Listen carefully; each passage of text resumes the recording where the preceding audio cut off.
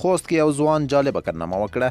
ځینو د دغه کار هرکلی وکړ او ځینو نورو بیا په سپکو سپورو سره د دغه کار مخنیوی غوره وباله. سلام او مینه ملګرو، هیله ده چې روغ او جوړ به وئ. که چېرته تاسو زموږ چینل ته نوې راغلي یاست نو مهرباني وکړئ زموږ چینل درسره سبسکرایب کړئ. د خوست ولایت یو ځوان او فعال ژورنالیست نور محمد آریان تېره ورځ له خپلې مېرمنې سره په موټر کې د خوست ولایت د تڼۍ ولسوالۍ چکر ته تللی و او د هغه جالب کار خو دا و چې هغه خپله مېرمن موټر ته کېنولې وه. هغه پر خپل فیسبوک باندې داسې ولیکل: زما ژوند له تجربو او ابتکاراتو ډک دی، خو که وپلټلی شي. د بعضو کرښو ماتول یا کراس کول جرأت غواړي، خو دا جرأت په ډیرو کې وي او په ډیرو کې بیا نه وي.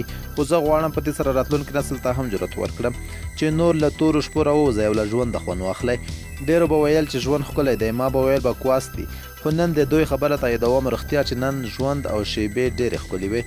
دلته فقط مینه ده، کرکه نشته، یو بل ته د ښو تشویقي روحیې ورکولو، ځان خاورې ګڼل او مقابل اړخ شهزاده او شهزادګۍ بللو الفاظ تبدیله کیږي. د تصویرونو پوسټ کولو پر وخت مې هم بعضو خپلوانو ندیده ملګرو او دوستانو ته هم فکر دی چې د تصویرونو په لیدلو سره به یو څه ټاکانې شي. خو یوه هیله درڅخه کوم چې چېرته یوه ورځ دا ښکلې شیبې تجربه کړئ، بیا یې کیف در معلومیږي چې کاش دا شیبې مو لا وختي تجربه کړې وی او خپل فامیل ته مو وخت ورکړی وی.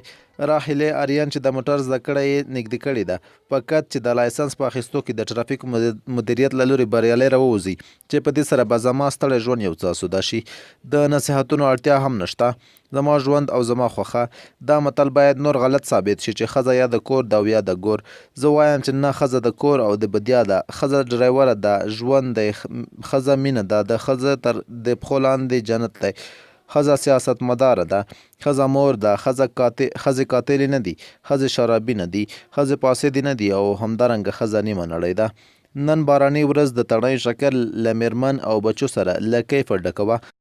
د له دغه پوسټ وروسته ورته ګڼ شمېر هیوادوالو او خوستوالو د دغه کار لپاره ځینو چکچکې ووهلې او ځینو بیا د دغه کار سخت وغانده. ځینو خلکو ورته په غبرګونونو کې ویلي وو چې دلته اسلامي ټولنه ده او پښتني ټولنه ده، دلته کله هم باید ښځه بېدیاره ونوځي او کله هم باید موټر ته کښېنني. خو نور محمد آریان بیا په لوی جرأت سره دغه کار وکړ او عکسونه یې فیسبوک ته پورته کړل.